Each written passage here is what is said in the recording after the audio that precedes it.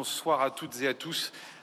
Messieurs les ministres, heureux de vous accueillir ici une nouvelle fois à Paris. Je salue l'ensemble de la presse ici mobilisée pour cette conférence de presse pour vous rendre compte des travaux de ce troisième sommet des ministres de la Défense des 5 grandes puissances, des 5 plus grandes puissances militaires du continent européen. Réunion qui s'est tenue ici même dans ce magnifique lieu du Val-de-Grâce à Paris, en présence des équipes de l'OTAN, du GAE, et je tiens à saluer la présence du commissaire en charge de la défense de la Commission européenne, cher Andrius, dans un moment, vous le savez, particulier, dans lequel, au fond, on pourrait se satisfaire de cette resynchronisation entre Washington et Kiev, nouvelle venue d'Arabie Saoudite hier au soir, sur lequel, mais je sais que d'autres y reviendront ici à mes côtés, nos efforts ont pu payer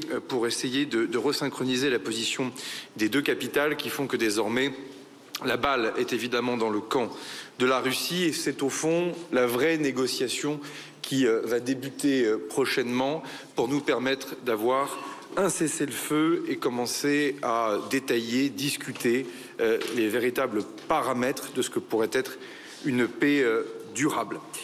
Tout cela nous a donc amené cet après-midi à nous concentrer au fond sur deux chapitres. Le premier, c'est évidemment la question des garanties de sécurité que l'on peut donner à l'Ukraine. Nous sommes tous soucieux d'apprendre du passé et de l'histoire. On ne veut au fond ni un Yalta, c'est-à-dire une répartition de zones d'influence au cœur de l'Europe entre certaines grandes puissances, ni Budapest, c'est-à-dire des engagements à renoncer à la force et à l'impérialisme, on connaît la suite, ni non plus Minsk I ou Minsk II, c'est-à-dire des cessez-le-feu négociés sans garantie profonde de sécurité, et que le moment que nous vivons depuis 3 ans nous amène inévitablement à nous poser les bonnes questions, puisque derrière l'Ukraine, c'est évidemment la question du continent européen dans son ensemble qui est posée, et donc c'est de cela que nous avons traité cet après-midi, en lien notamment avec une visio sécurisée avec Kiev.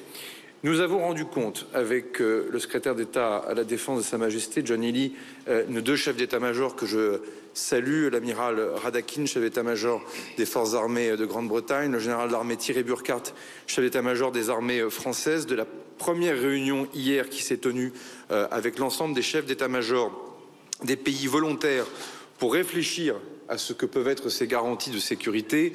Et il y a évidemment un consensus très large qui se dessine, qui se concrétise dans ce sommet des ministres de la Défense, c'est que la première des garanties de sécurité pour l'Ukraine, c'est évidemment l'armée ukrainienne elle-même, c'est-à-dire ses capacités, son armement, son équipement, sa formation, son format, et on le voit ici ou là dans la guerre informationnelle qui peut être menée par la Russie, le mot démilitarisation émerge. Il n'en est rien, au contraire, la véritable garantie de sécurité dans la durée seront plutôt les capacités que nous allons pouvoir donner à l'armée ukrainienne, ce qui pose donc la question de l'aide à l'Ukraine dans l'immédiat, au moment où l'aide américaine évidemment reprend.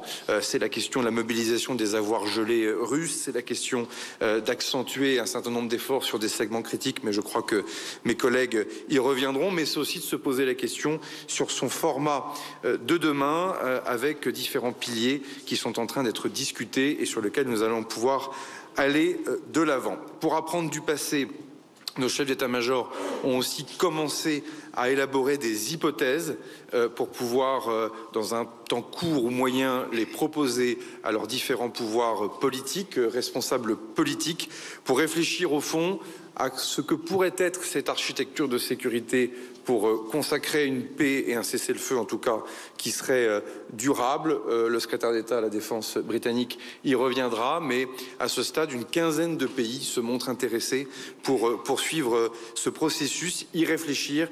Il est complexe, je l'ai dit à de nombreuses reprises devant la presse française, il est trop caricaturé et simplifié à la seule question de la présence de troupes sur le sol ukrainien. Derrière, il y a d'autres sujets qui doivent être traités en urgence. On les a évoqués. La question de la mer Noire, la sécurité en mer Noire, la question de la sécurité des centrales nucléaires présentes en Ukraine. Autant de sujets qui vont devoir faire l'objet d'un débat, d'une discussion militaire approfondie sous la houlette des deux chefs d'état-major britanniques et français et sur lequel ensuite nous allons pouvoir commencer à réfléchir à la répartition des rôles de chacun. Mais vous le comprenez bien, l'objectif de tout cela, évidemment, c'est de permettre de s'inscrire dans des garanties de sécurité qui se font à moyen et long terme, mais qui s'appuient d'abord sur les capacités de défense de l'Ukraine. Nous aurons l'occasion, cher John Healey, d'ici 15 jours, de réunir l'ensemble des ministres de la Défense qui correspond en miroir à la réunion des chefs d'état-major qui a eu lieu hier pour élever évidemment les discussions au niveau politique comme nous l'avons fait cet après-midi. Pourquoi 15 jours? Puisqu'on le voit bien que si la Russie accepte le cessez-le-feu, ce qui n'est pas encore le cas, il nous faut nous poser la question sur ces 30 jours, de les utiliser évidemment convenablement pour paramétrer justement cette architecture de sécurité dans la durée. Ensuite, il a été question de notre propre réarmement. Au fond, ce qui n'est pas nouveau, c'est la menace russe. Ce qui l'est davantage, c'est le caractère imprévisible peut-être de l'allié américain. En tout cas, nous nous sommes accordés à dire, pour être le plus ancien des ministres de la Défense de cette tribune, que le pivot américain de l'Europe vers la Chine, lui, n'est pas une surprise pour vos interlocuteurs ici ce soir. Et que d'ailleurs, même l'administration démocrate avait commencé à éveiller les oreilles européennes à cette question et donc de demander aux pays européens de davantage prendre à leur compte la sécurité du continent européen. Alors, on parle beaucoup d'argent dans les médias, mais nous nous sommes aussi assurés cet après-midi de ne pas parler que d'argent et de regarder au fond quelles étaient les quelques urgences pour notre autonomie et pour notre défense. Pour la France en tout cas, quelques urgences sont à traiter. Ce sont des urgences sur lesquelles nous souhaitons les traiter avec les différents pays voisins et en tout cas à minima avec ce format ici rassemblé. Le premier, c'est évidemment la défense sol-air. C'est un des éléments importants du retour d'expérience, non seulement de la guerre en Ukraine, mais aussi de ce qui se passe au Proche et au Moyen-Orient. Cela vaut pour le haut du spectre jusqu'à la lutte anti-drone. Cela vaut pour les menaces étatiques comme pour les différentes menaces terroristes. Et donc on le voit bien là qu'on doit complètement repenser une partie de l'architecture de défense sol-air du territoire européen. Des initiatives capacitaires sont sur la table. Elles sont parfois complexes, mais on le sait, elles sont trop longues. Et le rythme est beaucoup trop lent. Et donc là aussi, nous avons discuté de la manière dont nous pouvons accélérer les différentes initiatives. La deuxième, monsieur le commissaire Kubilius, elle vous concerne aussi. C'est évidemment la question du spatial, sur lequel le risque de voir l'Europe décrocher dans les temps à venir est un risque immense. Or, la question spatiale est un des éléments clés de l'identité même du projet européen depuis maintenant de nombreuses décennies. C'est l'ancien maire de Vernon qui le dit. En tout cas, on le voit bien, la dépendance à Starlink, la question des constellations qui sont déjà posées sur la table comme Iris-Carré, mais qui sont au fond dans un délai qui peuvent apparaître comme étant trop lointain. Et donc là, les 5 ministres de la Défense, enfin les 4 ministres de la Défense de l'Union européenne, mais avec le cousinage britannique, ont aussi fait cette expression de besoin d'avancer rapidement sur la question spatiale. Et c'est là, pour le coup, où la Commission européenne, dans le respect des traités, a une compétence évidente.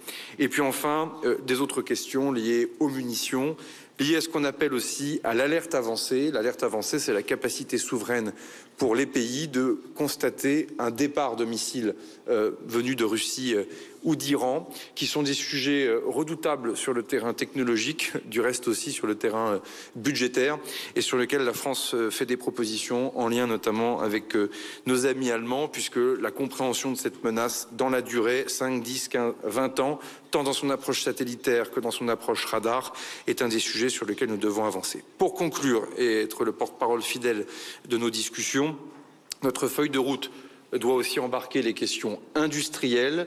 Guido Crosetto, le ministre italien, et le ministre polonais y sont revenus assez longuement avec des initiatives nouvelles que nous souhaitons pousser et voir mis à l'ordre du jour de nos agendas européens. La question de la sous-traitance des industries de défense. Aujourd'hui, Si notre économie de défense est parfois trop lente dans la production, c'est qu'on a des goulets d'étranglement avec les différents sous-traitants de la supply chain. On doit se poser la question d'avoir des plans de contingence croisés. Guido y reviendra, une forme au fond de backup, de résilience. À cela s'ajoute évidemment un agenda de relocalisation. Malheureusement, ces 20 dernières années, période de dividendes de la paix, ont vu un certain nombre de fonctions industrielles clés partir et quitter le continent européen. Et donc évidemment, on a aussi un agenda de relocalisation qui, si on le prend isolément par pays, peut coûter très cher. Or, si on le fait à plusieurs, peut avoir quelques vertus de mutualisation dans le respect de la souveraineté de chacun. C'est un enjeu aussi pour les entreprises que nous possédons déjà en commun. On ne peut pas ne pas citer Airbus. Nous sommes quelques-uns ici à partager l'entreprise qui produit des missiles qui s'appelle MBDA. Autant de sujets au moment où en plus la question se pose de l'accès à un certain nombre de matières rares, plus les questions d'interopérabilité, la multiplication du nombre d'équipements sur l'Union européenne, en tout cas en Europe, qui ne rend pas forcément la coordination de nos armées si évidente. Pardon, mais c'est une des grands reculs depuis la fin de la guerre froide. C'est impensable dans les années 70 et dans les années 80 de ne pas avoir des systèmes d'armes qui soient beaucoup plus compatibles entre eux. L'aide à l'Ukraine, malheureusement, a montré qu'on avait beaucoup perdu de ce point de vue en termes de culture. Et donc des choix sont à faire. On a commencé à les faire, sans oublier évidemment le chantier, monsieur le commissaire européen, de la simplification. Nous appelons de nos vœux que l'industrie de défense ne soit plus traitée comme une industrie comme les autres. La situation est particulièrement critique pour la sécurité des Européens. La menace russe est là. Des incertitudes pèsent évidemment dans notre modèle transatlantique, pour le dire de manière diplomatique. Et donc il est clair que la Commission européenne a son rôle à jouer comme élément de simplificateur. Je ne peux pas ne pas citer la directive CRSD sur laquelle nous nous sommes tous accordés à dire qu'elle devait trouver un champ d'application peut-être différencié pour les industries de défense. Je ne veux pas être plus long. Je laisse la parole à mes collègues. C'est un sommet assez unique. Le format est récent. Une première réunion à Berlin, une deuxième réunion à Varsovie. Cette troisième réunion a lieu à Paris. La prochaine a lieu en Italie, puis la suivante en Grande-Bretagne. C'est véritablement un format qui aura de l'avenir, parce que c'est un format qui respecte la souveraineté de chaque pays. Nous venons avec le mandat qui a été confié par nos dirigeants, par nos parlements, qui nous permet de bien nous coordonner et avec l'OTAN et avec l'Union européenne, qui nous permet au fond de dégager des marges de manœuvre très concrètes pour permettre d'accélérer nos efforts de réarmement pour notre protection et pour notre défense. Et donc nous serons amenés à nous revoir très bientôt.